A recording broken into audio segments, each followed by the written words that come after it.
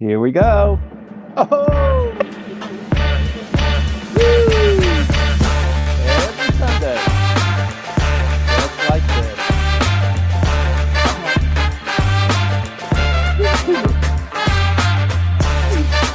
Here's the start right here. Here she comes. There. You got that guy out of here. Here's Maya.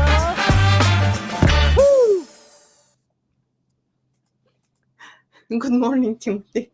Good And morning, Maya. as always, thank you very much for the cheering during the intro video, which was Can't help made it. us. You cannot help it, right? So by Richard Gere. Oh no, Richard Gere, Richard Berger. Sorry. You've been watching too many movies. Too many movies recently. Yes, that's true. Okay, so good morning to everybody who tuned in Clubhouse, also LinkedIn, Facebook, and YouTube. It's a pleasure to have you with us, and it's even a greater pleasure to have Timothy Lange with us once again here, who is ready to brief us on to what happened during the past 1 week in Japanese politics. There have been a lot of action there. Many things have happened. We have a new party that has been born, and a lot of other let's say, arguments and discussions going on there. Without any further ado, Timothy, I'm giving you the floor. So let's start as soon as I stop talking. Okay. When will that ever be? Good morning, everybody, and thank you very much for joining us. This is the 147th episode of Japan Politics 101, where we give you what's going on in Japanese politics, contemporaneous with what's happening in your life, what's important to you. And we try and do this in a very concise package, 30 minutes or so, and then open it up to Q&A. 147 weekends together. It's a really such an honor to be briefing you, and I appreciate your support. But I do like it when you hit like and subscribe, when you make a comment, either feeding a comment to Maya or coming up on stage. So please go ahead and do that. I'll wait here for another 5 minutes while you hit the like button. I can't go on. Oh, thank you. Okay, there, I can go now. So listen, a lot is going on. Probably it hasn't hit your news feed yet. There was a large earthquake in the Philippines, a 7.1 this morning. A tidal wave, a tsunami has hit the Pacific coastline of Japan. There has been some wave movement. I think Evan is sleeping on the boat today. Evan, if you can, maybe message to Maya and let us know what the impact of the tsunami was from where you were. I know you're in Chiba, but I'm a little bit concerned about you and the several fleets that you are master over. The Prime Minister is in Dubai. He was in Dubai on Thursday and Friday. He came back yesterday. COP28 is going on there. It is generating a lot of controversy. It's going on for another 2 weeks. This was the opening part of it. The Prime Minister was hoping to meet with Netanyahu. I think he probably did. It hasn't been reported yet, but it's unlikely that he will go to Israel. He'll just go to Dubai and come back. I think he's back in Tokyo now. And then going back into the hot seat, there's been a lot going on in Japanese politics that's going to occupy his time. We are in the final week of the extraordinary diet session. It ends in 10 days. Today is December 3rd. It ends on the 13th, Wednesday of next week. And there's a lot going on. There are more bills to pass. The supplemental budget will be passed, I believe, this week. It's already passed through the lower house. For a bill to become law, it needs to go to the upper house and get passed there. Can you turn your mic off, please, Maya? Absolutely. Thank you. Typically, a bill, if it passes the lower house and goes to the upper house, and it is denied by the upper house, there are not enough votes to pass it, it comes back down to the lower house, and they can reconsider it.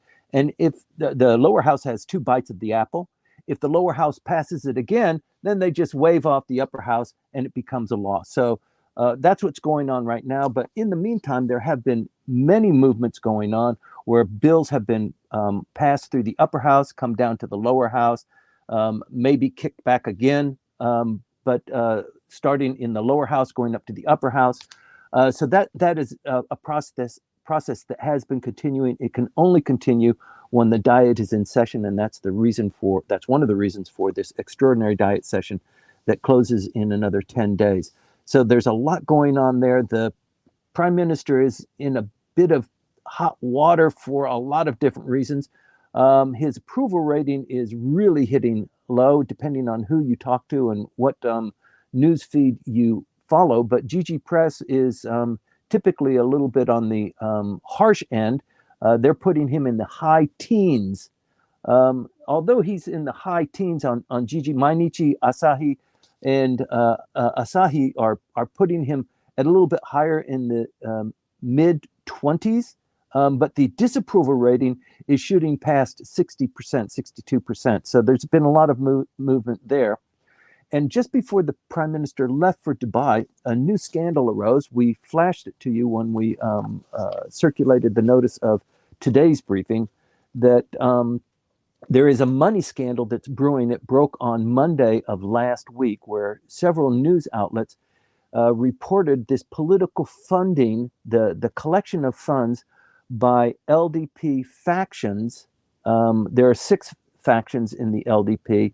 5 of them were mentioned, and they were accused of, in the press reports, of squirreling away funds, holding these Benkyokai, Hagimaskai, these political parties that we actually talk quite a bit about on this program because I attend so many of them.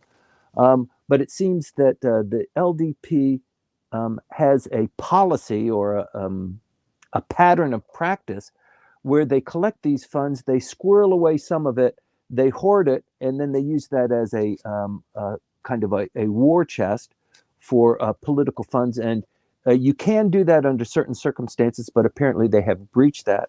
What they have done, what the accusation is that they have a quota for each person within the faction. So this is a faction kind of claim that within the faction, they would give a quota to certain members of the faction.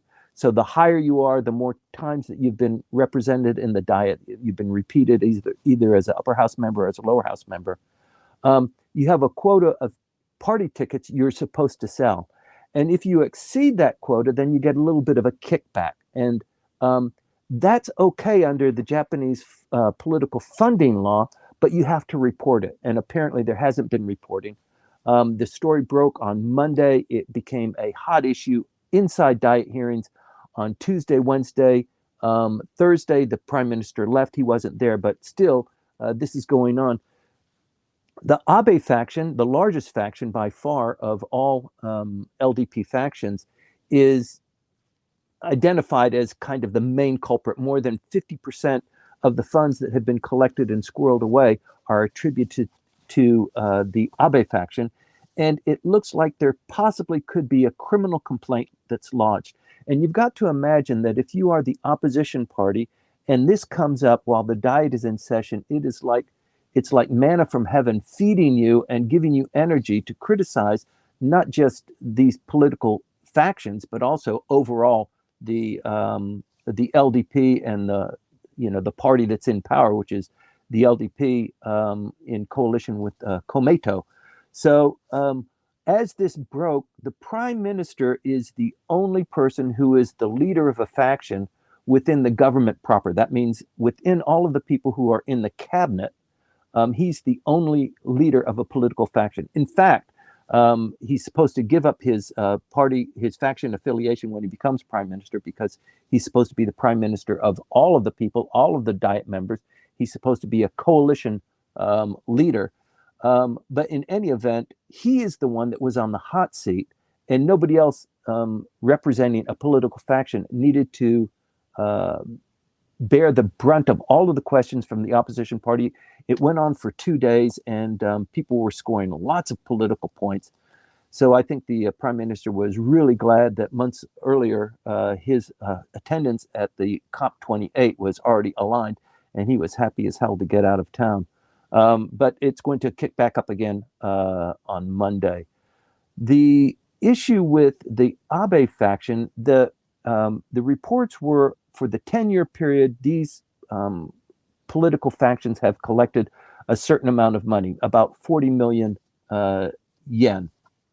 And about 50% of that is attributed to the Abe faction, which you would kind of, I mean, if it's a pattern of practice, probably 50% of that is going to be attributed to the party or the faction that has maybe 50% or thereabouts of all of the members of the LDP, which is the Abe faction.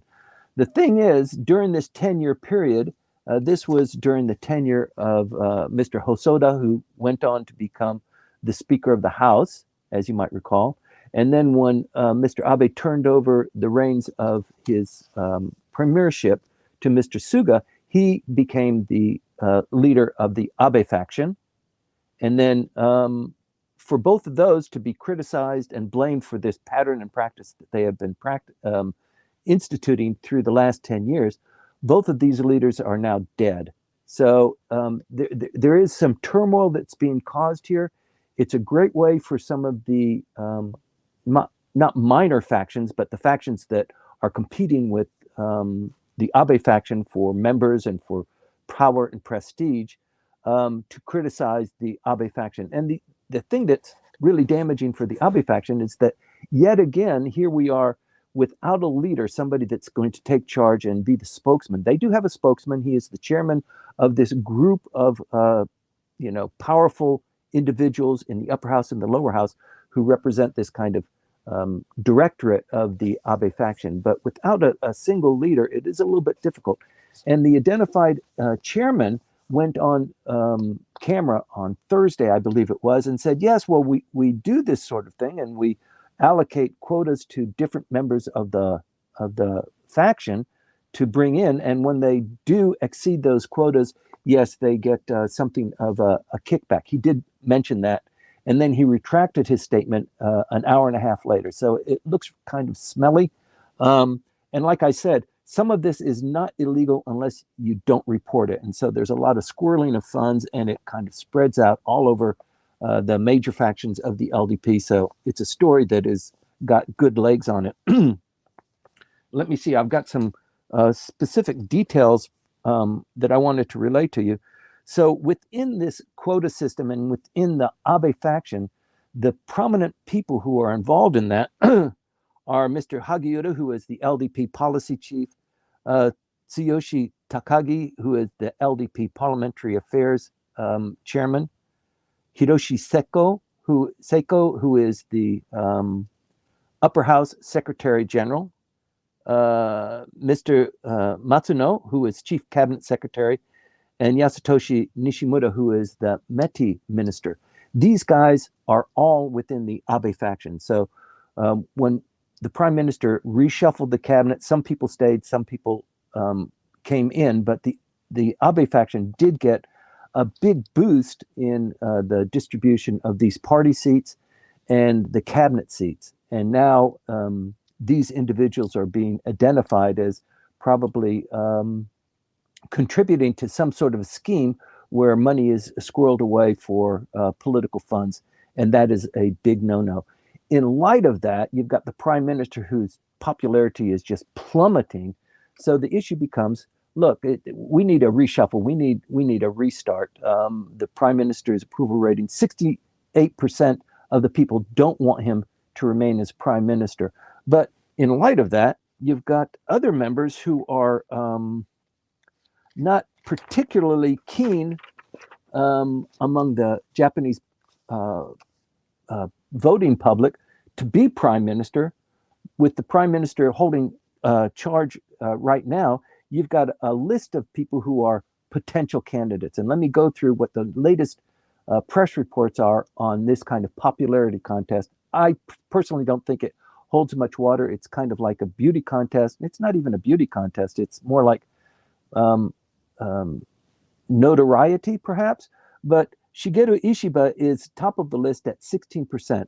If there was supposed to be a change in the government and Mr. Kishida is out, who do you want to see as prime minister? 16% of the respondents said Shigeru Ishiba. Shinjiro Koizumi came in 15%, Kono Taro at 13%, Sanai Takaichi at 9%, and Yoshihide Suga at 5%. Only 4% want Mr. Kishida to remain as prime minister. There is a possibility within the next 10 days that the Constitutional Democratic Party will submit a bill of no confidence to the prime minister. That will throw the entire Diet into turmoil. They will have a vote on that. It probably, if it comes out, it'll come out in the last week, maybe Monday or Tuesday. The last day will be Wednesday, the 13th. So expect fireworks there. It is unlikely to pass because there have been other political tectonic changes that have been going on at the same time. And what I'm talking about there is the Democratic Party of the People has had a split now. You might recall that in September, we reported on the internal election of the Democratic Party for the People. This is a party standing somewhere between the Constitutional Democratic Party and Ishin, and a little bit leaning towards the LDP. So it's kind of a centrist party. It has maybe, how many people does it have? Gosh, I think they have maybe 30 or so members of the parliament. And the vote that they had was to remain with their current leader or to shift to the secondary leader who used to be the leader. And they kept going with the leader who they have there, Maihara. So let me see. I want to make sure I've got this straight with my notes.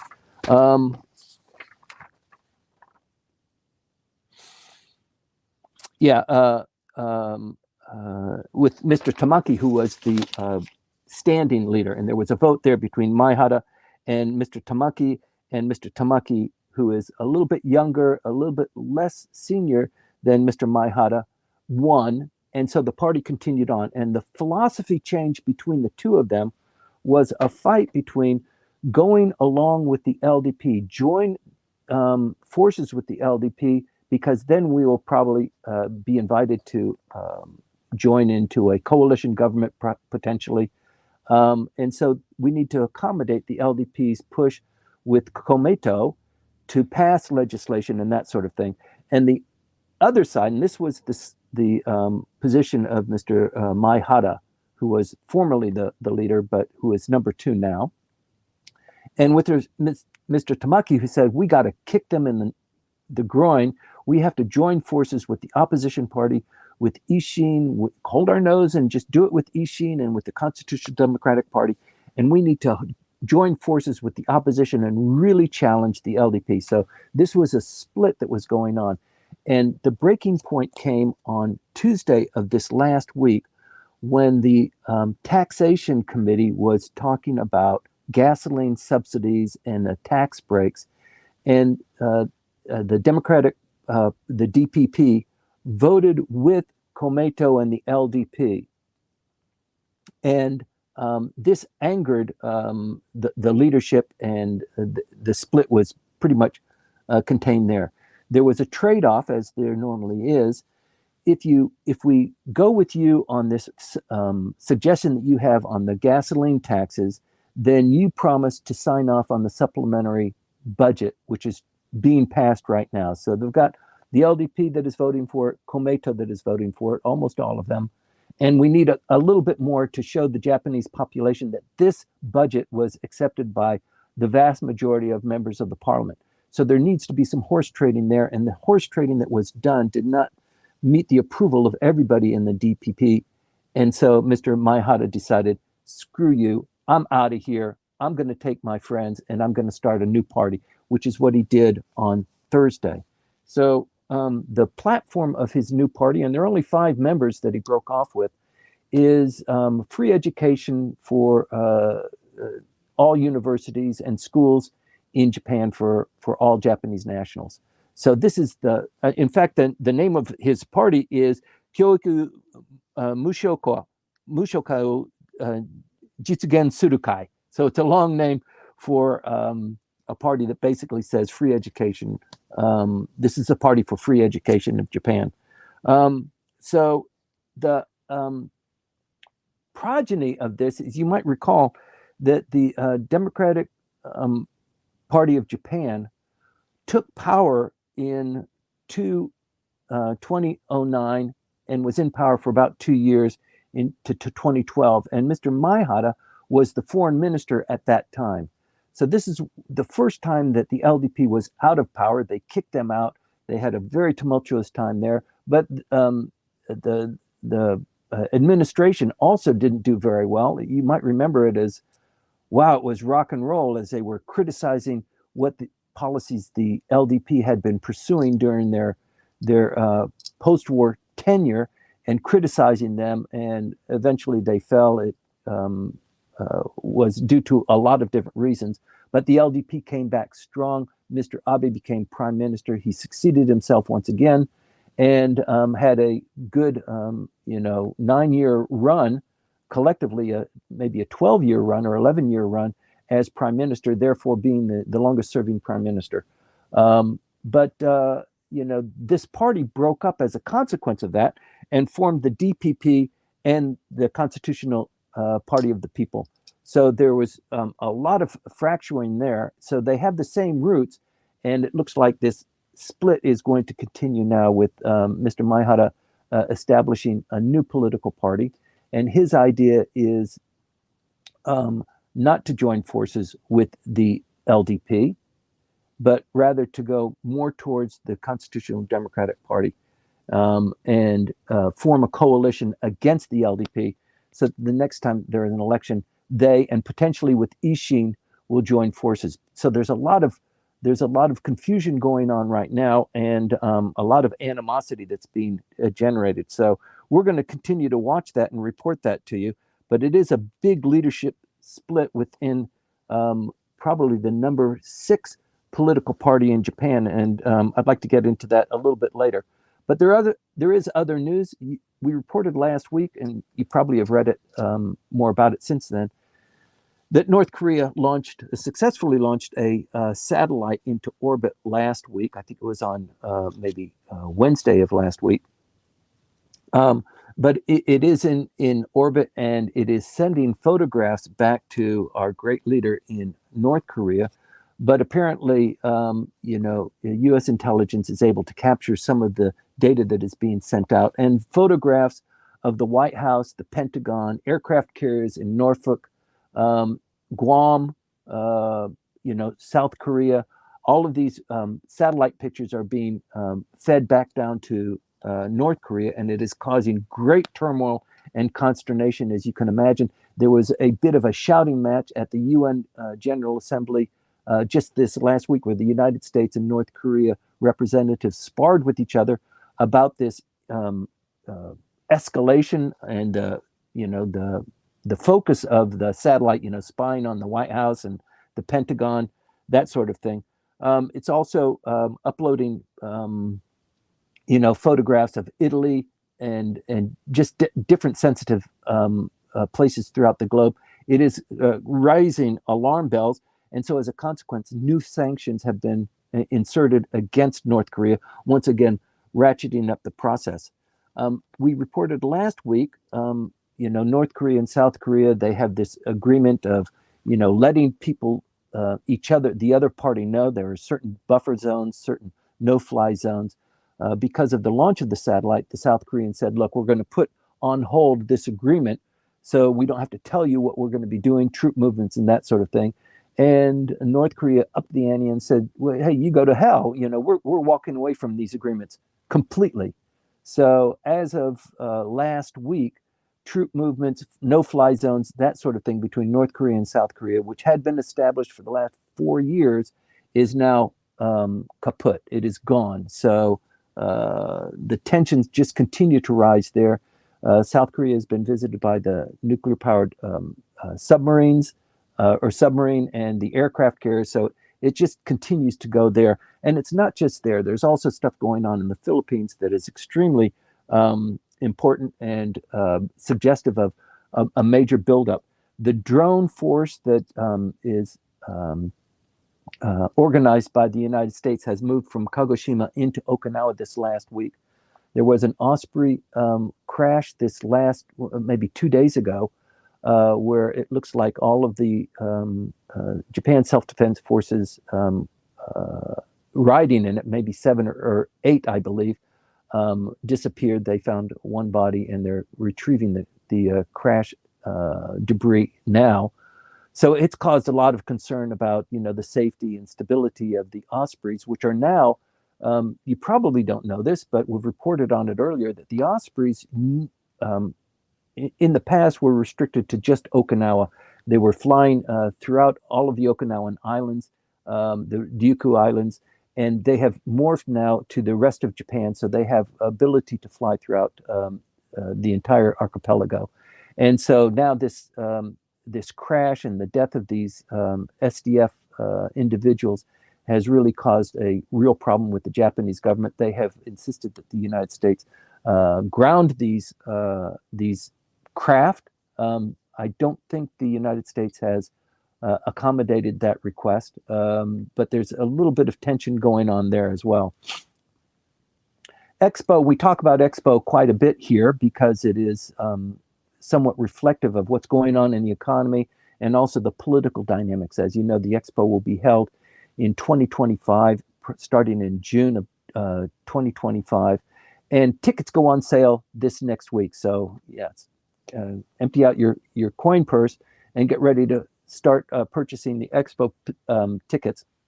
It is a big deal, but it's fraught with controversy because the budget has just mushroomed. It is now almost 2 times what it was initially planned to be. It went through another price increase. We reported on it last week, and since then there has been yet another price increase.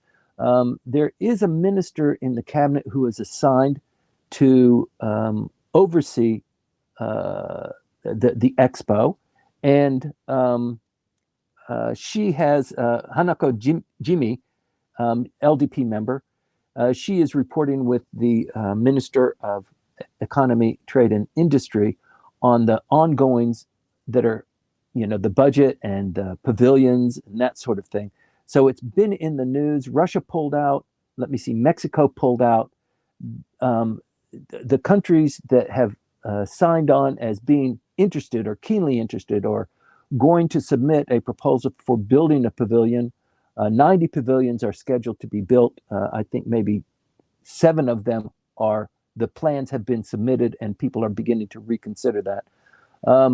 One of the highlights of the Expo is this circular structure made completely of lumber, wood. It looks beautiful, actually.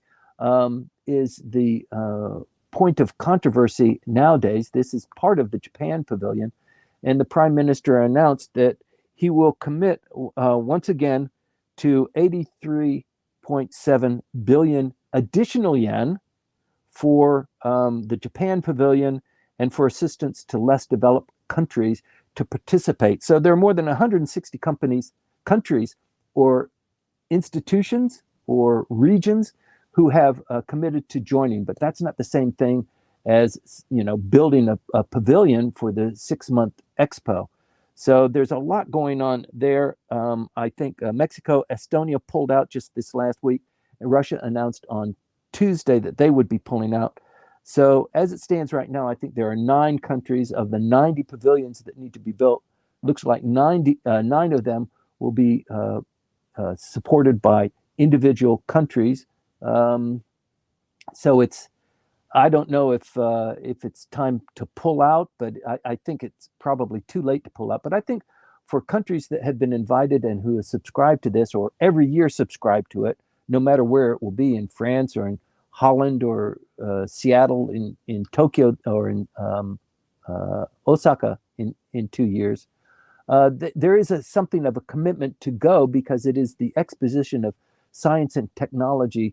For there will be maybe 80 million people that will come and go to Osaka to participate in this 6-month extravaganza. So it is a pretty big deal, but I think the participating countries are feeling a little bit like they're being had because of the price increases, what's going on in Osaka with Ishin. I mean, this happens every time somebody wants to do something of great significance in Osaka. It happens in Japan and Yokohama as well, but I think people are getting a little bit tired of that. So I think the expo will continue on, but it is a little bit of a crapshoot for those countries who have decided they're going to stick with it. We were talking about defense spending, and it was revealed this last week in Diet hearings that although the yen was at 130 yen to the dollar when Mr. Kishida said, I'm going to increase the budget of the defense spending from 1% of GDP to 2% of GDP. And in that time period, since he made that first announcement to now, the yen has gone from 130 yen to the dollar to 150 yen to the dollar, where it is currently today. Even in spite of that, he announced that the Japanese government is still committed to buying the same dollar amount of military hardware and at the same volume and price, even though the yen has increased. So people are scratching their heads saying, you know, there is no accommodation for the yen fluctuation, for the amount of money that we need to come up with. I mean, how can you tax more of the tobacco? Can you tax more of the corporations? Where's this money going to come from? So it's causing real consternation, real insecurity about the, I don't know, maybe the arithmetic abilities of the prime minister or how he's going to calculate that. So his approval ratings just continue to kind of tumble. And the people who are potentially in line to be the prime minister, we talked about, you know, Mr. Ishiba and Takaichi Sanai, these kind of individuals. I think it's really, when you think about it, if push were to come to shove, and there was going to be a race for prime minister, I think the real contenders would probably be Mr. Motegi, Kono Taro, perhaps Miss Kamikawa, who is foreign minister now, probably number 2 or number 3 in the Kishida faction. She is actually doing a terrific job in her role. She's come up as a real shining example of what the Japanese can do. So it's still too early to call. There are people that are not quite throwing their hats into the ring. It's not that time yet. But to be identified and to set up a study group, as Takaichi did 2 or 3 weeks ago, to start this process of collecting political funds for a potential or an inevitable fight, because the prime minister is definitely not going to succeed himself when his term of office as LDP president comes up again. So there's a lot to be watching there. Let me see what else I have. We had a couple of questions last week about independent politicians, how many there are, what is their role, what is their kind of weight, what is their force in Japanese politics. And so before we start on the Q&A portion, Maya, I'd like to just give everybody a rundown. It's a little bit complicated, but let me just spell it out for you. I don't have a graph or a chart, but maybe we can design one if there's enough interest in it. But within the upper house, there are 248 members of the upper house. And within that, the LDP holds 118 of the 248 members. Riken holds 38, Ishin holds 21, Komei holds 27, Kokumin holds 10, the Communist Party holds 0, Reiwa holds 5, Shakaito holds 1, the NHK Party holds 2, and Shinseito holds 1. That's in the upper house, 248 members. In the upper house, the more powerful, the more numerous upper house, there are 465 members. And of the 465 members, the LDP holds 259 members. Riken holds 96 members. Ishin holds 40 members. Komei holds 32 members. Kokumin, 10 members. The Communist Party holds 10 members. Reiwa holds 3 members. Shakaito holds 1. And NHK and Shinseito holds 0. Of those numbers, the independents for the 248 upper house members, there are 14 who are unaffiliated. They don't belong to a party. They are independent. They stand on their their own name, their own funding, that sort of thing. In the lower house, there are 10 independent members, and I think it's safe to say that the majority of them are LDP affiliated. They just don't belong to the LDP, and they don't belong to any political faction. So it's not a big number, but it is an attractive number because when the chips are down, you can call on these independent members to vote with you or to sway with you or to maybe consider joining your political party or your political faction. And the current cabinet, which was reshuffled just recently, has 3 independent members in the cabinet. So they don't have a faction affiliation, but they likely have a LDP affiliation. Otherwise, they wouldn't be brought into the cabinet. So you might consider the LDP disregarding a member who has a strong party affiliation. He belongs to a faction. He's doing a good job, but you're going to pass over him so that you can get an independent, get their one vote, their one membership within the LDP, and give them a cabinet portfolio or some kind of benefit so that you can control their vote. And I think that's what's going on here. And I think that was the reason for the question. But if we need to get into it a little bit more, let's talk about that. And then finally, there was another question that was brought up. I forget by whom, Maya, but it was, could you please explain a little bit more of this Benkyokai? So as you know, I join maybe 5-6 Benkyokai every week. I pay Ichimaen or Nimaen for a bento lunch or breakfast. Sometimes it's in the evening, so it's usually cocktails and maybe finger food in a huge hall in one of the prominent hotels in and around the Diet, to hear speeches and policy pronouncements by influential members of the LDP.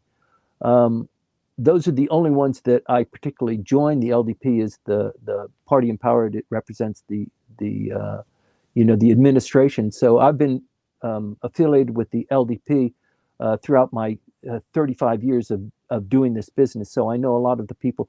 I don't attend the Benkyokai of other political parties because I'm just kind of chock or block with the LDP as it is.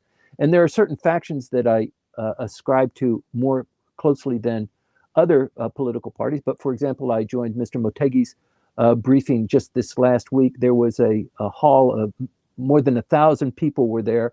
It was a very impressive showing. I think a lot of people would consider Mr. Motegi to be the top contender should Mr. Kishida step down. But he gave he always gives, maybe once a month, in fact, once every other month, he always gives just a fabulous briefing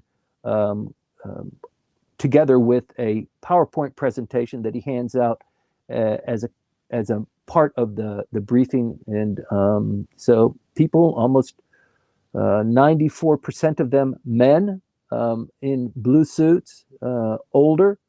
There were some women, there were some young people here, but Japanese politics, and we get into this from time to time too, how come the younger people aren't involved or engaged in this kind of political dialogue? And I think part of the reason is because they're busy sweating out in the trenches doing their job, and then it's the fat cats, it's the executives, the chairman or the president or whoever is responsible for representing the company in the political world who is going to these breakfast briefings and these lunches. So they're senior people that are doing that. And I think that keeps people away. But also the money that you contribute for these political funds, to a certain degree, they can be contributed by the company, so you would get reimbursed for them. But for most other people, it has to come out of your own pocket as your own vote of confidence in a political party.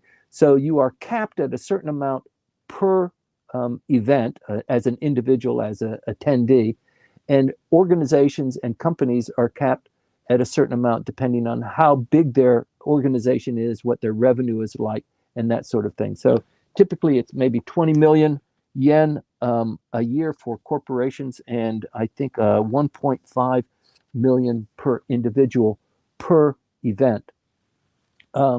So this is how it's not really the sole source of political funding by having these dinner parties, but it is a significant source of income, and the pace of having these benkyokais increases when there is an election or a end of government kind of approaching. You'll start noticing that people have more and more of these parties to build up their war chest. So the Benkyokai now is under scrutiny because the LDP, in particular the Abe faction, has been seen and has kind of admitted that we do have a quota system for people to collect these funds and to make sure that they encourage their supporters.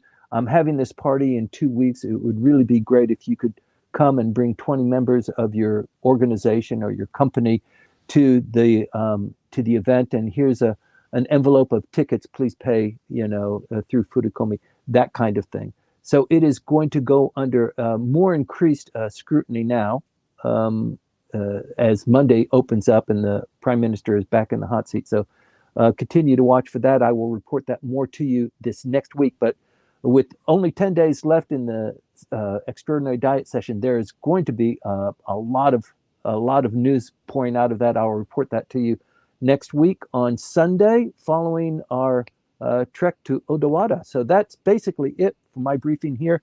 I'm sure you've got some questions, and maybe you can supplement some of the reports that I've been giving with more concise intel that you personally have. So please join us in the second part of this briefing. Thank you, Maya. Thank you, everybody, for staying tuned. Thank you, Timothy. Thank you for mentioning the trek in Odawara. I wanted to once again share the details about it. So the trek is going to take place next Saturday in Odawara. I already shared the link in Clubhouse. So if you have some time, if you're wondering what to do next Saturday, please join us at 10 o'clock in the morning at JR Nebukawa Station. Richard Walton, who is now with us in Clubhouse, he's going to be our host there and our guide. He is also very willing to share his knowledge of the historical sites along the trail. So we are going to learn a lot and also enjoy quite a few scenic views over the town and also the shoreline over there. So it's going to be maybe 3 or 4 hour hike, very pleasant one. The weather is, it looks like we're going to have a very nice weather on the day from this point of time. So it is a crossover event, once again, between Whitecaps and Japan Expert Insights. So it's going to be also a wonderful opportunity to work in a very pleasant and relaxed environment. So don't hesitate to join us. It is a free event, once again. You only need to cover your train tickets to and from Odawara. So this is the pitch I'm going to do today. Finished with it. And Timothy, I would like to proceed with the questions and answers, which we've got. Oh, yes. Okay. Is there a link to join Clubhouse?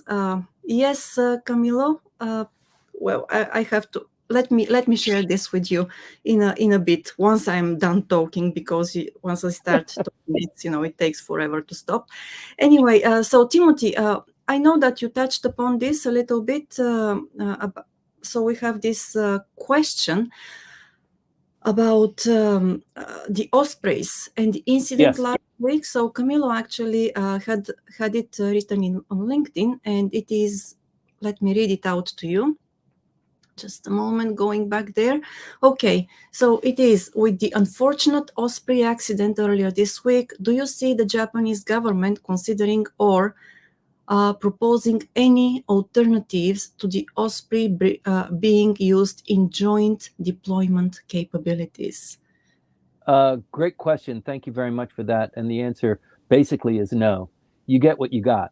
And the Ospreys have replaced all of the fleet of helicopters. As you might remember, during the Vietnam War, it was the Hueys, these large Stallion helicopters built by the United States. I mean, they were the war horses of international conflict, and they're used in many regions as well. The Ospreys have been under development for the last 20 years, and I think that they are the standard for the Marine forces for landing and supply and for offensive capabilities. They have a technology that is superior to what the helicopters have. They can go faster and they can carry more.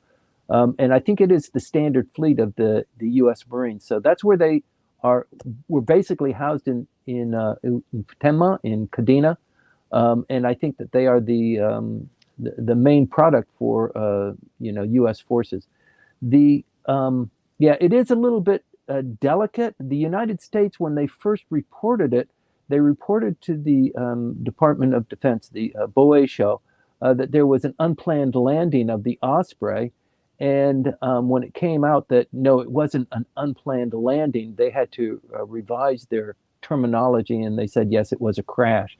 So the U.S. government is very sensitive to this because they understand that the Japanese government is, this is essentially their land, although the airspace is pretty much controlled and dominated by the United States, not a fact that is very much known or appreciated by most people who are in this sphere.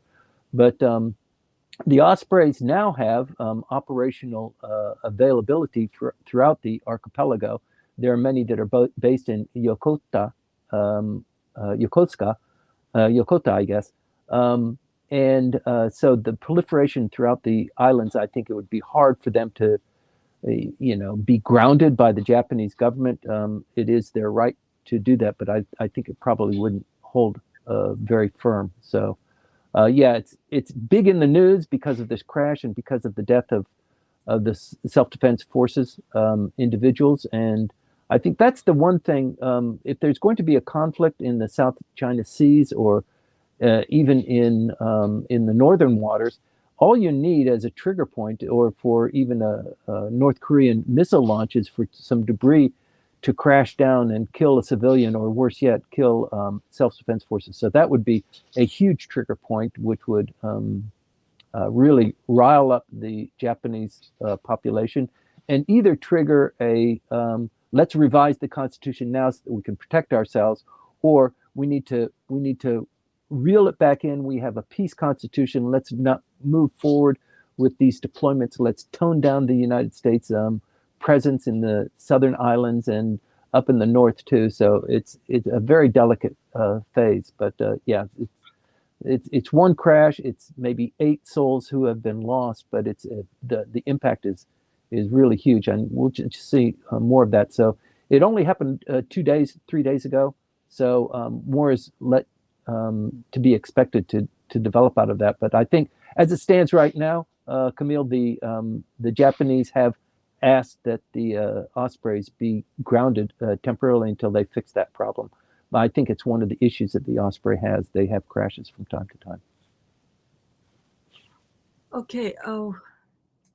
Yes, thank you. We have a comment in Clubhouse from a car. Let me have a look at it. It's on the point. The Osprey is used only in Japan and US. Israel initially expressed interest in purchasing it, but later decided against it. So yes, thank you for the comment, Car.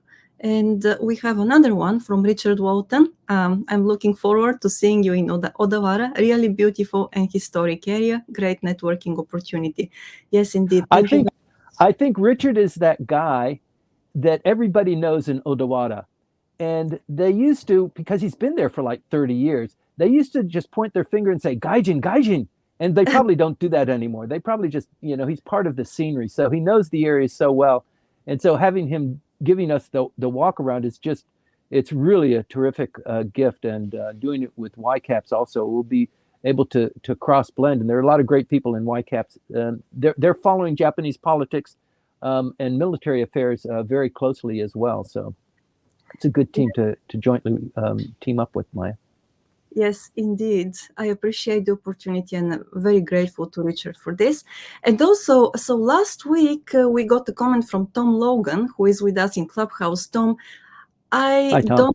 want to put you on the spot, but if you can join me here up on stage, I'm sure that you can help us with the question which you, or the comment which you made last week about the new party, which is Hoshuto, so the Conservative Party, because you have a lot of knowledge about Japanese politics, and You we would do.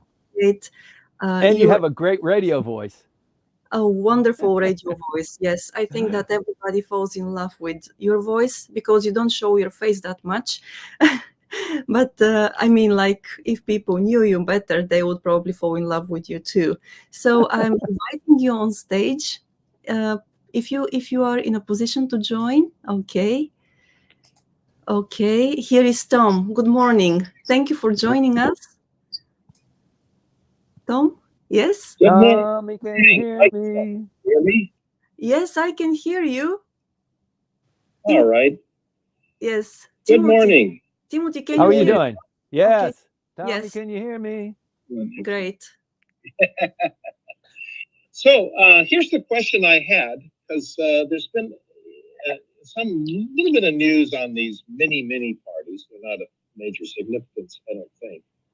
But the one there's two actually. One is the Hoshuto. I guess that comes out to Japan Conservative Party, which is fairly new. And I don't know if it was AstroTurf or what, but they had a shukai. They had a speech rally in front of one of the train stations, and it looked like a really significant size of people that turned out maybe 2 or 3 weeks ago.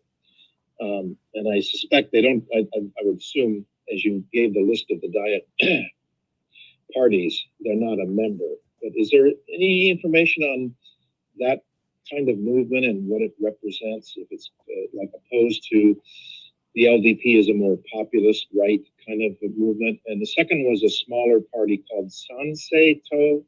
Right. I think they're even smaller, but they're aligned with like the CPAC in the U.S., which is the Donald Trump, Steve Bannon kind of thing, that they're trying to make some inroads here into Tokyo. That was the question I had on those two parties. And that's it. Thanks, Tom, and good luck with your recovery. We're following your news reports all the time with keen interest, and want you back on track. Yeah, I won't be at Odawara. They have to push me in a wheelchair, but about 1 or 2 months I'll be out walking quite a bit. Can't wait. So maybe I should devote some time to the political parties, and I think what you're interested in is the fringe component. And it used to be that the fringe was Ishin. Ishin was started in Osaka, and it was a dream and an initiative just to go back at the LDP. They're just not performing as they should be, and nobody is in opposition to them. And the Democratic Party is not really, they've lost power. And Ishin came up as a consequence of that. And I think Ishin was attractive to younger voters and for people who weren't typically the corporate breed, because the corporate breed really attracts the LDP and people who want to aspire. They usually go with the tried and true, the old blue, and how can you go wrong there? That's a kind of a typical Japanese reaction there. But there are people who want an alternative to what the LDP and Komeito offer. And I think these smaller parties offer that. And what Mr. Maihara is doing is starting a new party now, 5 members there, already bigger than Shinseito or NHK party. And it is a one-issue party, free education for, elementary, high school, and university for all Japanese. That is their issue. And they will probably grow in number. I think some of the other ones that you've mentioned, although they attract a large crowd at, in front of stations and stuff like that, I think one of the defining characteristics of Japanese politics is that, and the politicians know this and they use this, is that politics in Japan is kind of like a matsuri. So they want to rile people up and get them excited and talk about issues that are important to them. But it's not as much about politics. We talk about politics because numbers are important. The politics is defined by numbers. Who's got the vote? Who doesn't have the vote? Who wants the vote? How can you pull a coalition together? How can you have a political grouping that allows you to sway issues in your favor?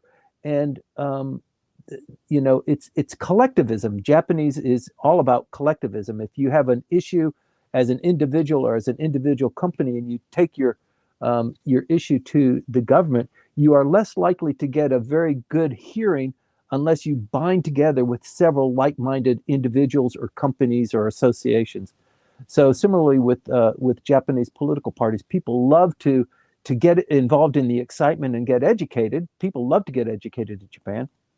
It's one of the most admirable things about the Japanese people is they're always studying, they're always trying to refine their skills. And I think this is kind of part of it, but forming a political party is not an easy thing, and it's very difficult to kind of keep that momentum going. So I think if you are committed to democracy in general, I think it's a good thing to have lots of different parties, lots of different representatives who can articulate the issues of the people. But pulling it together as a political party is a different issue. And that's this fight that we're experiencing now with the LDP and Komeito, and the kind of marrying up or kissing up of the DPP, or maybe Ishin considering joining forces with the Constitutional Democratic Party. These kind of dynamics that are going on now, they will reach a kind of a pinnacle as we get closer to maybe a no confidence motion, or the prime minister feeling like it's a good time for him to close down the House and have an election so that the LDP ends up with more seats than it did before he closed down the House. It's unlikely in the next 5 or 6 months that that's going to happen. So the prediction right now is that we will just muddle along with the current prime minister, even though his approval rating is down. But it's politics, so anything can happen. But maybe, encouraged by your question, Tom, we should go into what the fringe elements and the smaller political parties, what role they play in overall Japanese politics. Thanks for the question, though. Yeah, thank you, Timothy. That was a very comprehensive answer. In Olympic skating terms, that was about a 9.7. Good job. And, coming from Dr. Tom, that's pretty high praise. Well, one of those parties, and I can't, for the life of me, I can't recall. It may have been Hoshuto. You're there in front of the train station, and they're handing out the flyers with their 7 or 8 point proposals. And this one had kind of an unsettling anti-foreigner comment. Yeah. About foreigners using the Japanese health insurance, or foreigners owning land. And I discussed that issue with my wife, and I wanted to distill it down a little bit more as to where they were coming from. And her impression was they were probably really referring to China or Chinese nationals rather than, Westerners or whatever. But I wasn't sure. And that seems to be one of the components of both of those parties I've mentioned. Any thoughts? No, but it's always easy to pick on the foreigners because it's a mixed bag. And yeah, I think, like you said, it's mostly the Chinese. So the animosity between Japan and China continues to get exacerbated, especially with and I don't know if you've noticed it, but there are a lot of rich intellectual Chinese that are coming into Japan, buying expensive real estate, buying A quality apartments and that sort of thing, bringing their money with them. And there's a real exodus going on in China right now. So there are people that are very critical of what's going on there. Their economy is really suffering as well. And it's easy to be critical of them. They shut down all of the fish imports, so that's hurting the economy. Less so with the Koreans, and the Korean, it's a different issue. The fact that the Seoul Supreme Court has reversed the lower court holding on Inafu, the comfort women issue, is possibly going to trigger more animosity towards the Japanese on the South Korean side, which is not a good thing because so much progress has been made so far. But yeah, I think if people are critical of the foreigners, it's usually the Chinese, secondarily, maybe I don't know. It's not necessarily the Westerners, although the Westerners are prominent because they wield so much political, economic capital and running the companies and the big industries and that sort of thing. Yeah, it's a really delicate issue talking about, you know, how foreigners are perceived by different political parties. Kind of a cheap shot, but it does get people to listen and to you know, tune their ear a little bit more finely. And you know, foreigners are always, even the United States and other countries too, an easy target to pick on. Thank you, Tim. Thank you, Maya. Thank you, Tom. Appreciate it. Thank you for joining. So, Timothy, we have also Yuka on stage with us. Before that, Yuka, just give me a second to read a little bit of information which we got from Car2Go about the funding of the LDP. So, Car2Go wrote that the LDP receives approximately 15.91 billion yen in public party subsidies from the national treasury, so they should not need to sell party tickets. By the way, Rikken receives around 6.83 billion yen. So there is really, and our company buying, okay, yes, then. Yes, it's true that there is a big difference between the funds that parties receive. Thank you very much for supplying this information. Timothy, if you have... Yes. Just to key off of that, that's a great insight, and people should know that political parties, once you start a political party, once you have acquired that classification, you receive funding from the Japanese government. And depending on how large you are, how many numbers you have, the Japanese government will give you money.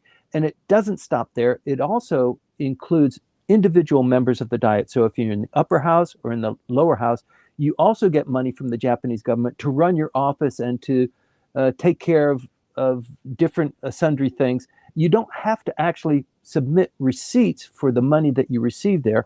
For the political parties, you are required to submit an accounting on that.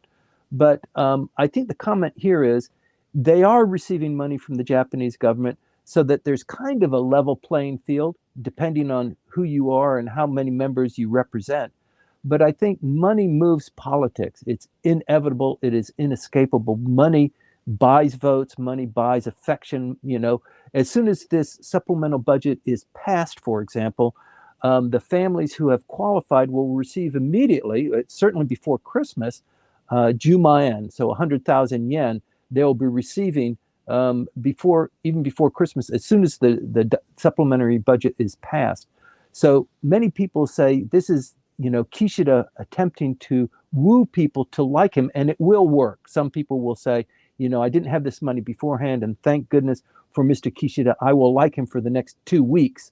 So it is somewhat ethereal. It dissipates pretty quickly, but money in politics is inescapable. So the person who has the most money is usually the one who wields the most power, who is able to attract more people to his cause or to his individual power base. So it's yeah, it's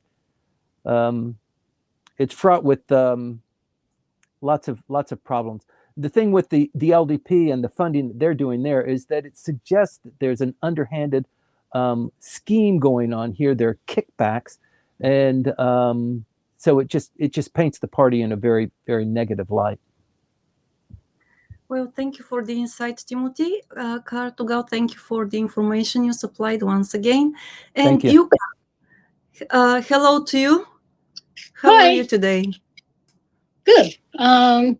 You know, I'm so jealous that like you guys can do this Odawara walk. You guys picked a great time to do that. But anyway, hope you all gonna have a great time there. I have very quick, easy peasy question for you, Timothy. That's the first time. Yeah, I know, right? Everything is just always the first time.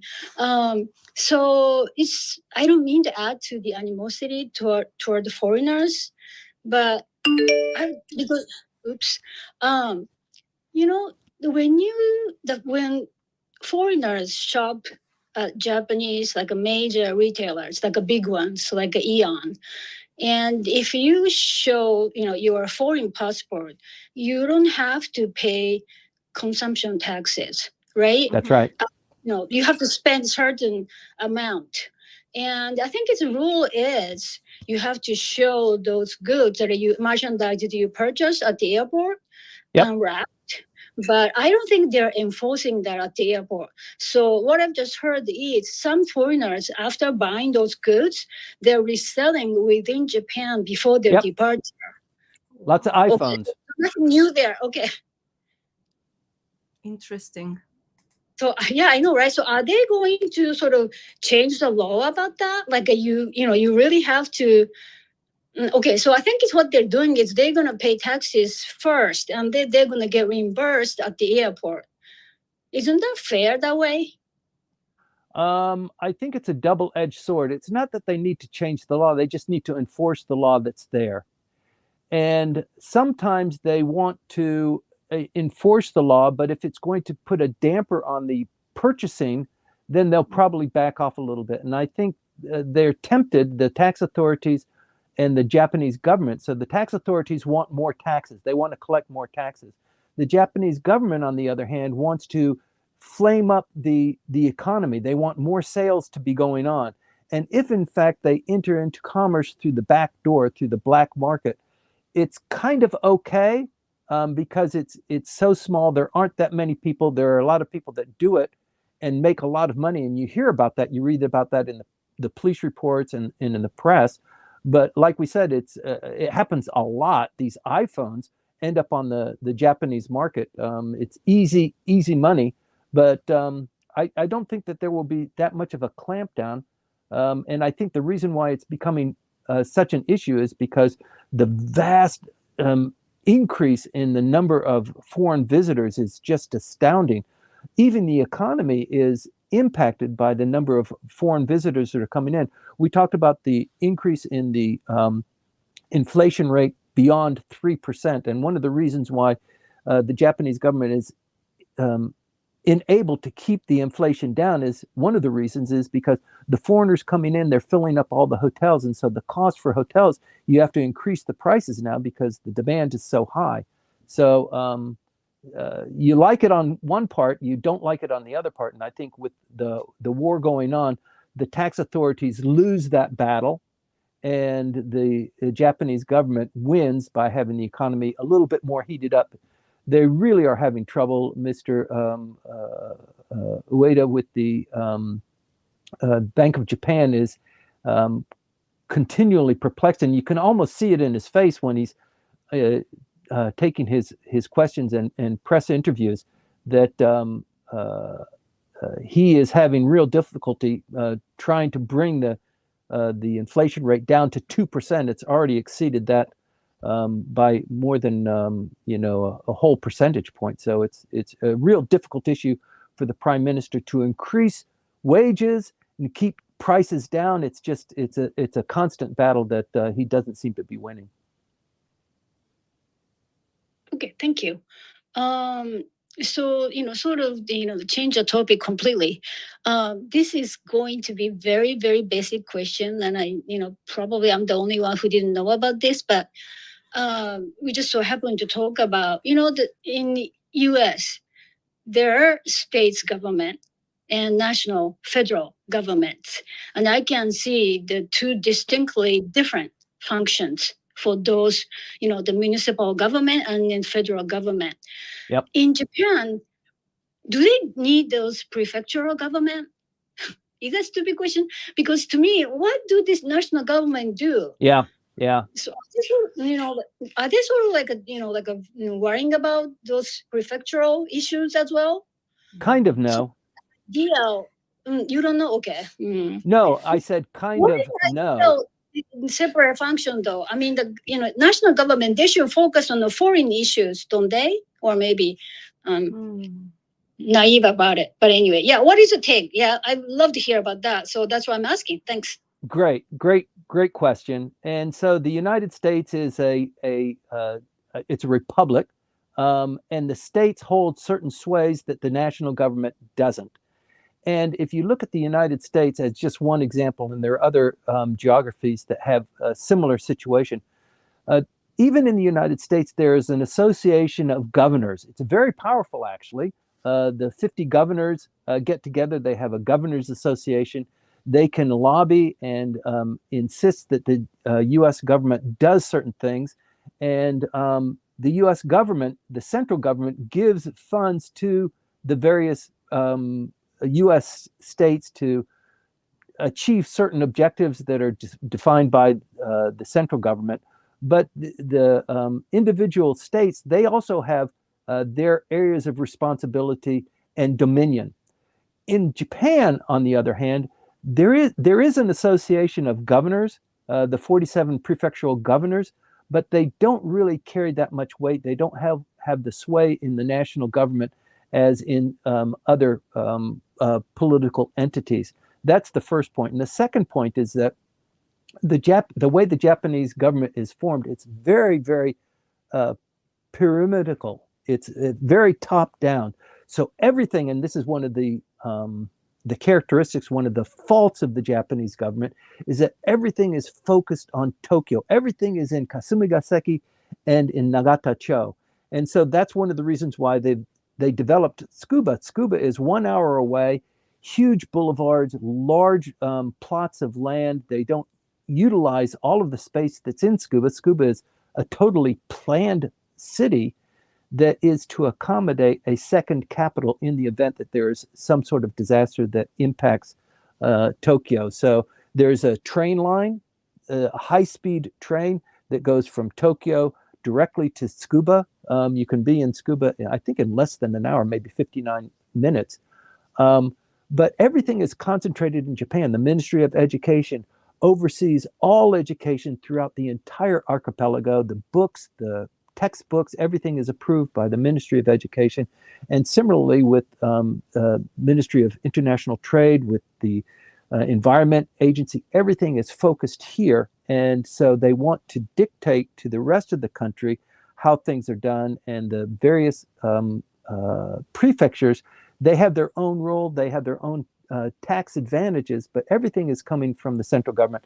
That's the way it was designed, and that's the way that they kind of like it. So yeah, I think basically it's very different. But if you understand the Japanese desire for central organization and for command and control, you can understand that that's a little bit better. Whereas in the Americas, it's a much more varied kind of distribution of power.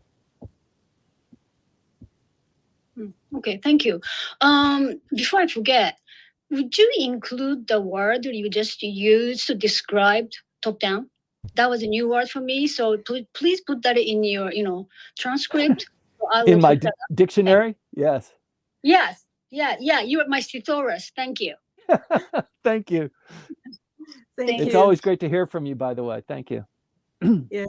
Thank you. Oh, do you guys like my icon? This is my Christmas version. Godzilla have Christmas decoration on his back. I just had to mention.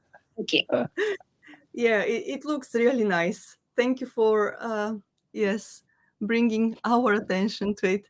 Godzilla seems to be everywhere in Tokyo nowadays. In the okay. streets Don't and ask me why I buildings. have a Mickey Mouse on it, but I don't know because I didn't create this. Thank you.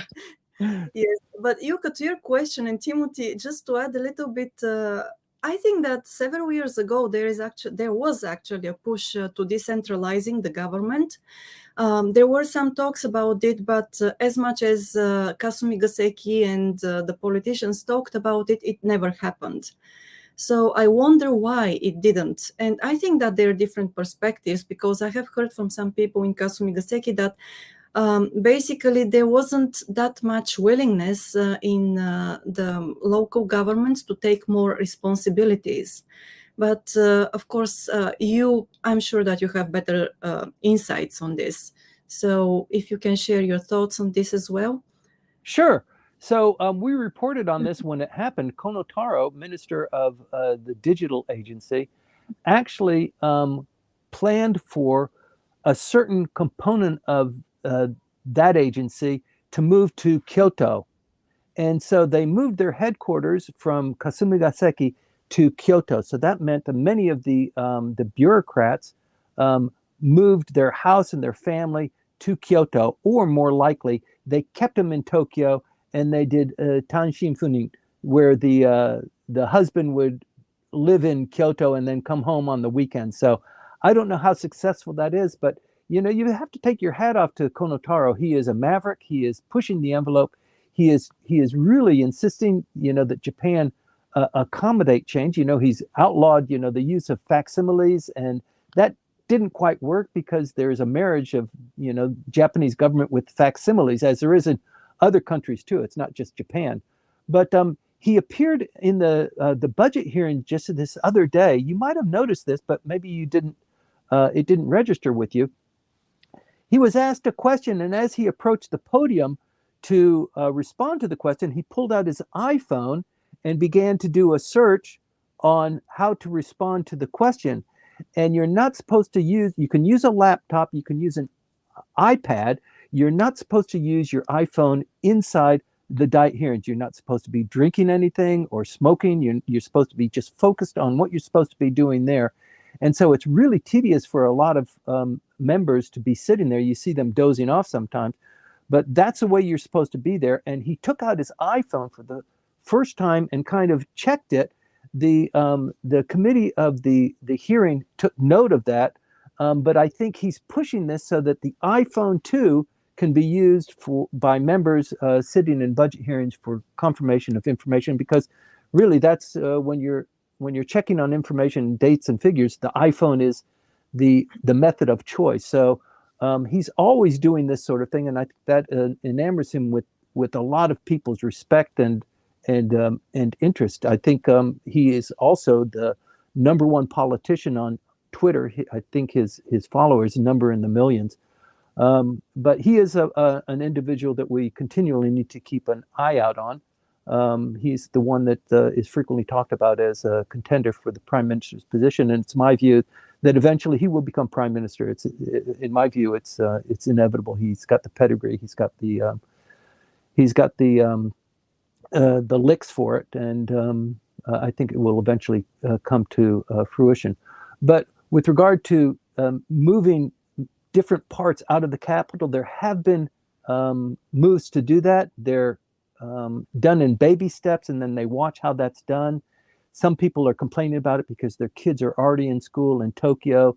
They're on the track to be going to the named university that they want them to go to, and Kyoto doesn't provide that kind of infrastructure for them.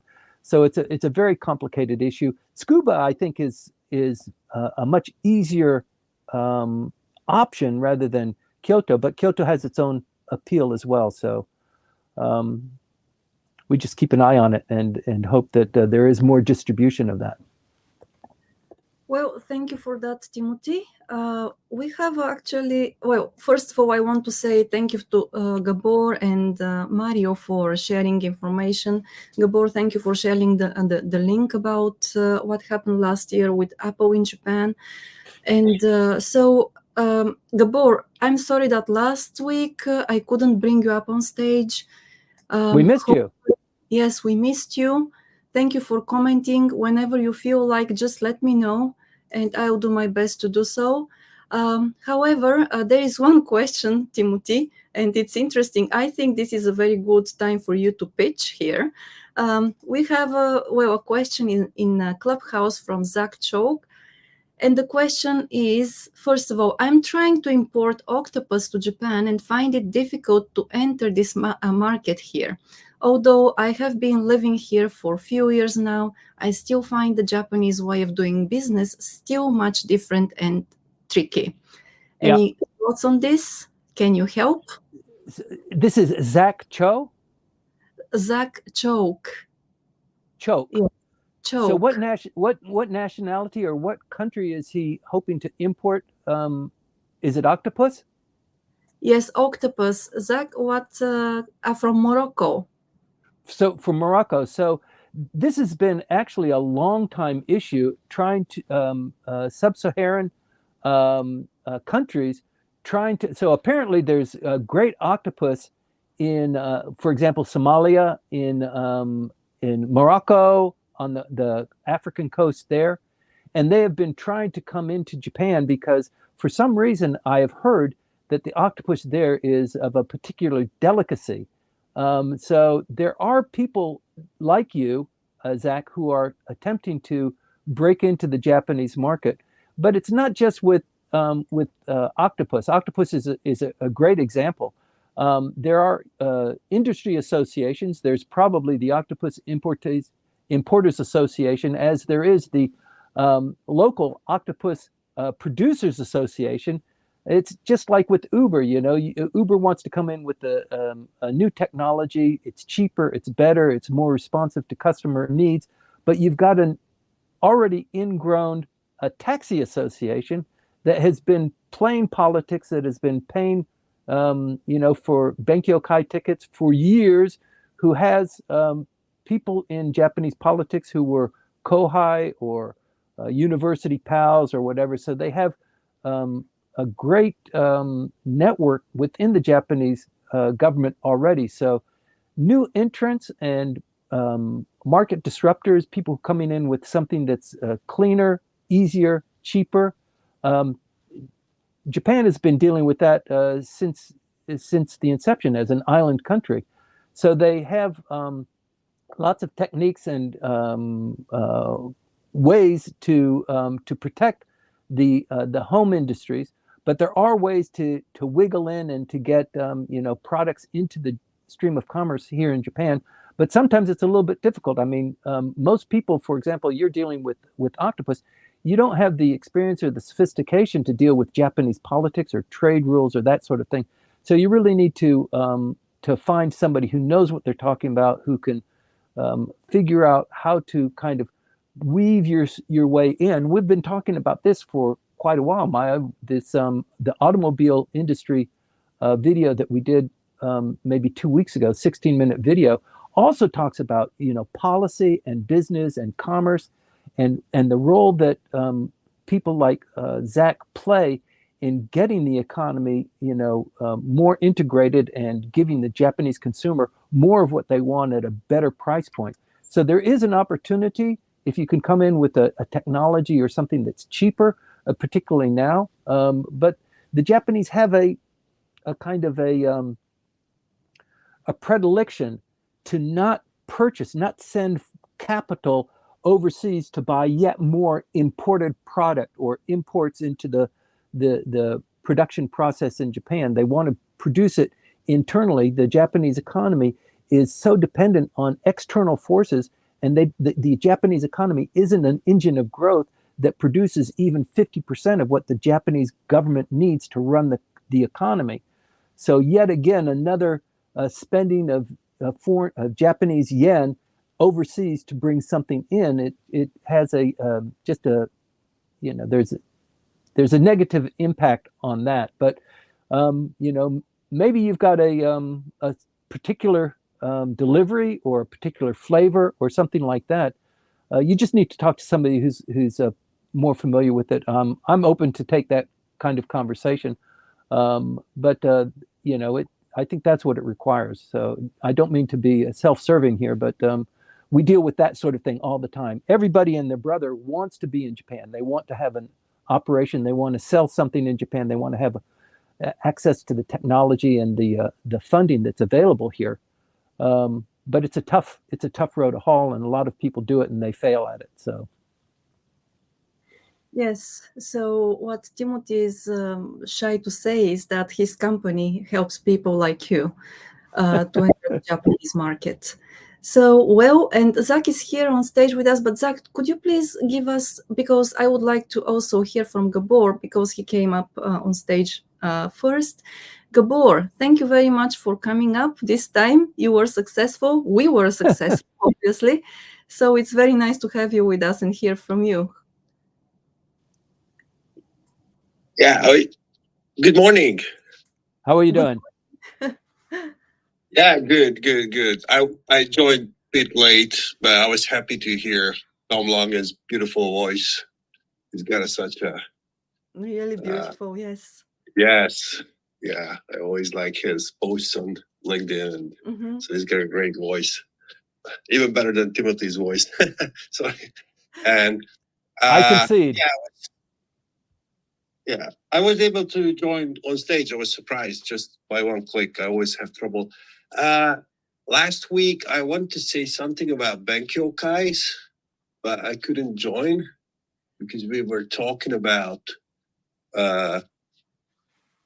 these study groups pulled together by diet members to push through or advocate some policy agenda that could become later legislative action. And yeah, I just wanted to mention that it was very good, Timothy. You lectured us about Benkyokais because this is a not really known, but a very important piece of politics in Japan. And there are different types of Benkyokais that usually these are one party issue Benkyokais, but the one that was mentioned last week, headed by Koizumi Shinjiro, who is the son of the former prime minister and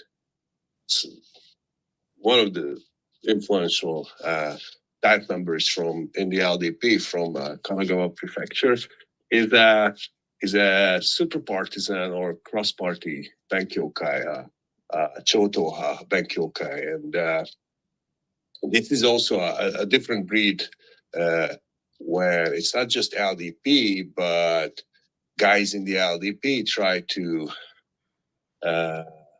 pull in diet members from other parties with the sometimes with the aim to counterbalance the other forces with their own party in the LDP to bring forward some legislative or policy agenda. And yeah, you mentioned the taxis. That's a typical example. The taxi industry and the transportation industry has historically a strong sway in Japanese politics, especially in the LDP. Many diet members have strong ties to the taxi industry, and when it comes to elections in remote areas, in electoral districts in the countryside, the taxi industry and the taxi drivers they matter. They help mobilizing voters, delivering gifts, whatever. So their taxi drivers are important piece of the political machinery down in the electoral district. Yes. So, and can I interrupt you just there, right there? Yeah. Gabor? Yeah, sure. So when I was working in Japanese politics for my member who was in the upper house, one of his supporters group was barbers. And barbers and taxi cab drivers have the same kind of attraction to a Japanese politician. And if the taxi association or the barbers association believes in you, you are the politician with whom, or the political party with whom they have affiliated themselves, and they contribute money to the degree that the law allows them. The reason why you are so attractive is because one-on-one, you're sitting with somebody, you're cutting their hair, and you're talking, you're chatting. And the taxi association or the barbers association can say, look, we need to make sure that our guy wins. So talk it up, chat it up. If the opportunity comes up, just talk about, what do you think about that? Well, did you know that they were doing, I hate this guy, but I really like this guy. And taxi drivers have that in spades. So I think that there is a symbiotic relationship there. And it also indicates that this relationship has it's well developed, and it's been going on for a long time. So sorry to interrupt you, but it's a great point of reflection there. Yeah, thank you. I didn't know about the influence of barbers. So yeah, thank you. But you can imagine, right? Yes. I just wanted to add to the other listeners, if someone is invited to speak at Bank Kyokai with diet members, or even organizing a Bank Kyokai together with like Timothy, that's a big thing. So It is a big thing, yeah. Yeah. Yes, yes, indeed. Thank you, Gabor. And Thank you for the opportunity. What was, Gabor, what was the Apple comment? Last year, Apple Japan was fined billions that's right. yen because they, I think it was Chinese tourists or Chinese persons, they abused the tourist tax-free system and bought iPhones on almost industrial scale and resold. I remember, in fact, that you brought that issue up yourself. When that hit the press, you brought it up. I remember we discussed that. But how can it be possible? I mean, Need like someone from I the thought inside. about buying an iPhone because of this yen, the cheaper yen. But I realized, the Japanese, like a version of iPhone shouldn't work in US. Then why they can sell that in China? Oh, because there's some people are smart enough to sort of reconfigure phones. Probably they are. I'm sorry. I am sort of shifting this conversation way out of whack. Sorry, but I'm because some of them, all they require is the IC card to be put into it. So the card, it's kind of it's an ambidextrous device, and whatever geography. Pardon me? It's not SIM cards? Yeah, the SIM card. Yeah, so you just slide the SIM. Yeah, that's right. That's the only thing that would take? Okay. Yeah. All right. One of the most liked product for tourists from East Asian country, Japan, is used iPhones because they're cheap here. And the scale of second-hand iPhones this year, a couple of weeks ago, I saw statistics grew by like 700% compared over a year, because people from Vietnam, China, tourists, they just buy these used iPhones like candy, and they buy new ones too. And if you can get it without consumption tax, that's even cheaper. Yeah. Yes. So I think even without suffering much risk, you purchase it without paying the consumption tax. You purchase maybe 10 or 20 of them, you sell them, and even if it's you're just getting the regular local price for it with the consumption tax, you've made 10%. So maybe that's the motivation, but I think that there's probably more money involved than just the 10% cushion that you get for not paying the Japanese consumption tax. Right. Well, and then if you allow me to now talk with Zach. Zach, I'm sorry for keeping you waiting. Let's talk about octopus. Sorry, Zach. Yeah, hello, good morning, Maya. Good morning, everyone. Good morning, Timothy. Not at all, Maya. I was listening to you all the time, enjoying the conversation. Different subjects, informations all the time from you and Timothy and all the other members. Thank you for the information, Timothy, and all the details. As I said, I've been here for a while in Japan, so, the culture thing, I know the way they do business, almost, But the thing is, I said, I cannot just break in, with all the how they say, maybe the skills. Regulations, yeah. Yeah, regulations and stuff like that, monopolies and stuff like that. I have a company in Morocco, and I have really good products. I will mention them along the way.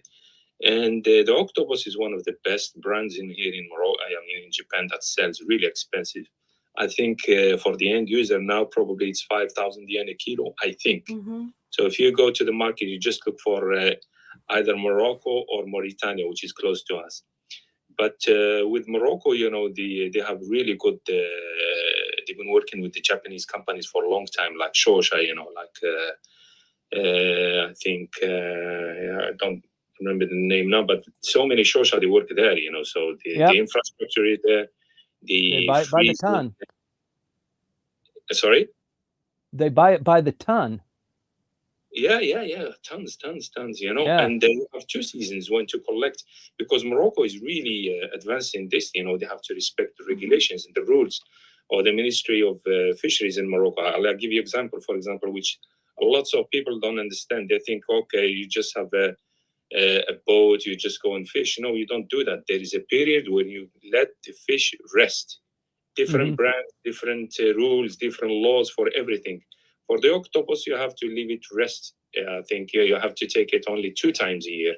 And everything is specified size-wise, everything, a quota, you know, so it's good. So the Japanese, they like this, and that's why they did with Morocco. Actually, the EU also is a very competitive market for the Japanese. So there is, every year you have this kind of challenging problems for the fish markets. I mean, like, you know, for countries, everybody is trying to take a big take and bring it to this country.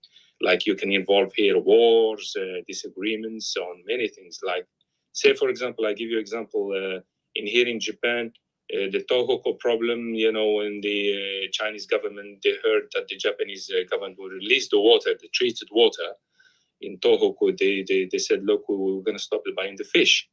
Then they stopped buying, for example, the crab from Russia. So I'm trying to say that you have to watch out. It's like, you know, you have to watch out for everything, something pops out, you know. So you have to, it has a good side and a bad side, you know, in business, as you know. Anyway, so I have this, you know, I met so many people in here, and I went to Odaiba many times, to the Seasang event in there, the seafood events in there and stuff. I met so many people, but, you know, I don't know. It's just like, you know, maybe a culture or something. You know, when I used to do business with Chinese people, you don't respect the Japanese culture. Yeah. It's like, you know, you have the product. Much easier. And, yes. Yeah. You negotiate. If we agree, we meet on it. That's it. Boom. Deal closed. In here in Japan, it's like, guru. You go around and around. And at the end, you come up with nothing. So can I comment just a little bit there? Not to interrupt you, but it's no. I think Tom brought up the issue about the negative views towards foreigners, right? We had just a little bit of a back and forth about, you know, bringing up foreigners or criticizing foreigners or being speaking down about foreigners in a political realm. But I think for trade and in bringing products in from outside, I think the Japanese preference is to have whoever this entity is to deal with a Japanese entity that deals with the questions and the paperwork and the facilitation, and not have the foreigners come in and try and upset things, because they always get it wrong. They always fill out the wrong way. They always choose the wrong kanji character or the katakana. It's just a pain in the ass. So the shosha, the like itochu or marubeni, all of these shosha, that's what they do. They take the heat with the regulations and the Japanese government and the subsidies and the industry associations, and the foreigners don't have to deal with it. So that's why you sell in bulk to them. They make a profit off of that, but they keep you kind of arm's length distant from actually dealing with the Japanese. But you've got some people like yourself who come in, you've dedicated yourself, you've learned the language, you're trying to develop the market here, and you are a bit of a fly in the ointment. So in order to actually enter into the stream of commerce, you have to have something a little bit special, or you have to have some political pull, or you have to be able to do something beyond what you're doing. You've been doing it for 10 or 15 years. And still it's a hard row to hoe. So it's, you know, the Japanese prefer it that way because they want to keep, you know, really a fine control on their inputs into production. And that requires security, that requires, you know, depth of resources and that sort of thing. And somebody that comes in because, you know, they've got a good idea, it's one guy or it's 15 guys or it's an industry association in their country, it doesn't provide the kind of sense of security. And particularly with the current legislation on securing supply chains, it's becoming even more difficult. So, yeah, the smaller guys are just going to get squeezed out, and the big companies are the ones that are going to continue to be dominant players. Well, Timothy, I have a quick story. Zach, can consumers say something into this? I mean, you're saying though, Japanese citizens, the consumers are willing to pay up, you know, so that, you know, to ensure the sort of like a security of a product, safety of the product. Right. And I was there and I thought, you know, the Zach octopus, I found that very pricey for a little that you get. So it's like gold. I will welcome more supply of octopus. So, but you know, so I was thinking, like, can consumers say something into this? Like, sure, don't they prefer good, you know, product at a lower price? So you know that there's a consumer agency, right? So the consumer agency, it is not a full ministry. It actually falls within the portfolio of Konotaro. He also holds that portfolio for the consumer agency. And if you have an issue about, you know, importation or about a product, or you bought a product, a Japanese product or a foreign product, and you have an issue with it, you form a complaint to the Consumer Affairs Agency. But also, there are avenues for self-importation.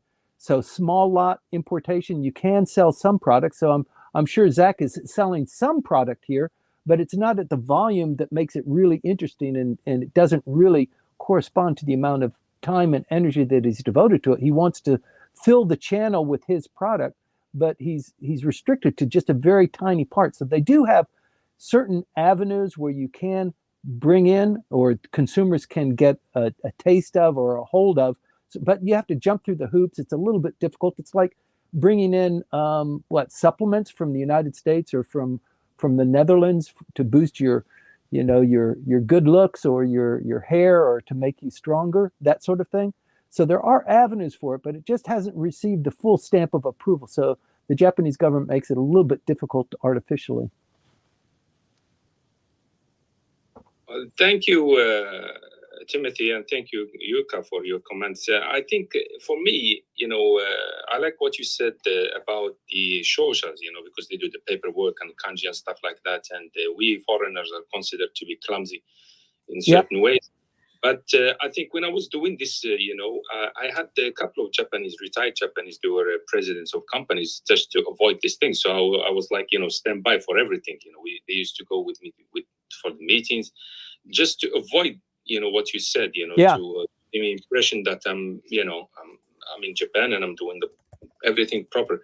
And actually, the way I want to do it is to go there and have a good partner here who can do his job here.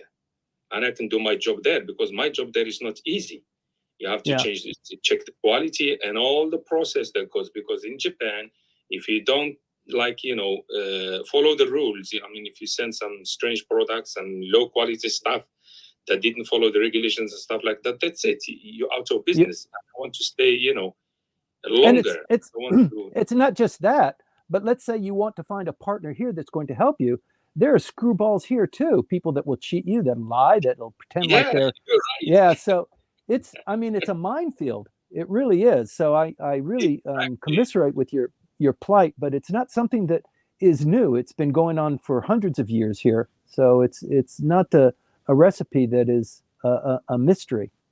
And you can also go to the shosha, for example, Marubeni, and talk to the person who is in charge of, importation of octopus throughout Africa. They have broad portfolios, and you can actually go in and talk to them and figure out, is there an avenue for me to address this? And, maybe they'll give you the straight shot. Maybe they'll give you information on how you might be able to come across that. Timothy, you just said something very interesting. I was introduced to different people, in different shosha. And in particular in this company itself. So because it's difficult to go by myself. Yeah. So I was introduced, and you know what? I don't want to say, but in general, these people, they have their kickbacks, and there is things under the table, and they don't want. It's like it's a commitment. It's a kind of I don't know, they don't want to break it, for example. And I promised the guy that he will get the same thing and even more. If, you know, because I said to him, look, there is so many problems around the world. You know, you don't put your baskets in one, your eggs in one basket. You have to diversify, you know, your source of import, you know, maybe just, you know, some amount from me, better than nothing, Yes. and keep working with the other person. Yeah. And I explained that I've tried many things, but he said, no, I know yours is cheaper because there is not, you know, so much middleman in between, but I still provide, yeah. What that sounds like to me, though, is black market, right? Yeah. I mean, like, it's everything like this in here in Japan. Yeah. I mean, it's unfortunately, you know, it's like this, you know. Yes, Zach, thank you very much for sharing that. That's one thing, again, if you allow me to repeat, is that... Yeah, please. That's why companies like the company of Timothy Langley exist. And yes, and that's why, you know, they have been in business for quite a while here in Japan. So, Timothy, we got a request in Clubhouse from Camilo Sandoval, who says it would be great to have... Okay, just a moment. Let me read it directly to you before we close the room, because it's already quite late in the afternoon. So Camilo says, in a future session, I would love to hear more about Timothy's business and how the K Street version in Washington, D.C. is similar and different in Japan. So how about that? That's a great question. And Camilo, I believe you are in D.C., aren't you? Yes.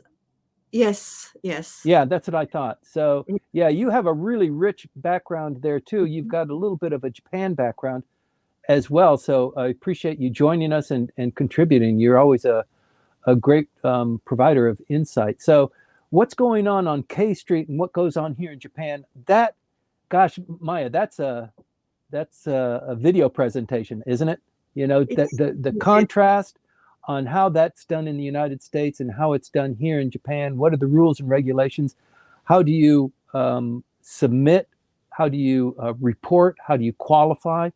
Yeah, it's like this issue with Zach. There's a lot of it that is just mysterious. It's very non-transparent. It's almost kind of approaching black market. So how are you able to do that? And people look at me and they look at my face and they go, you know, how in the hell can you even pretend like you're doing what it is that you're doing? So, and there's so few Japanese that are actually doing it in a form or fashion that is recognized or acknowledged by the EU or by the United States or, you know, South American countries on how do you address the Japanese government? How do you make things clear and concise? And how do you get somebody to listen to you so that they give you half a chance of entering into the market? So yeah, it's a great topic, and I appreciate the invitation to kind of address it. I think it's a good idea. Yes, we'll definitely work on this now as Timothy has, you know, been hooked. So thank you very much for the request, Camilo. And Zach, thank you very much for coming up on stage and yeah, sorry to cut you off early, Zach. Yes. I know there's much more to talk about. No problem at all. So I just want to know how to reach you, Timothy. We probably can have some, you know, stay in touch and stuff like that. Hey, so many.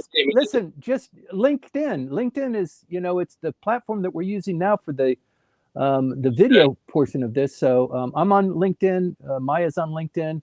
There's good background on me and the company. My company has a LinkedIn profile as well. So it's there if you just look around. Okay, sure, no problem. And thank you for the information. And thank you, Maya. Thank you, everyone. Thank you. Thank Have a you. good day. Thank you. Thank you, you too. And Yuka Gabor, thanks for joining us here. To everybody who watched us on LinkedIn, of course, and YouTube, Facebook. We appreciate you being there. Yes, Timothy? Maya, did we ever hear from Evan about the tsunami? Was there any report about what's going on? No, we didn't, but Hiroko-san, she actually wrote in Clubhouse that all the tsunami alerts have been lifted. So that's, you know, everything is safe at the moment. And what are the reports out of the Philippines on the 7.1 that hit there? No, we don't have information about that at the moment. Okay. Evan is probably busy working on your boat. So, yes. This is not the last place I will hear about that, though. Right. Okay. So again, Timothy, thank you for the briefing today and Thanks, for giving Maya. Thanks, this everybody. time. It was a pleasure having you all here.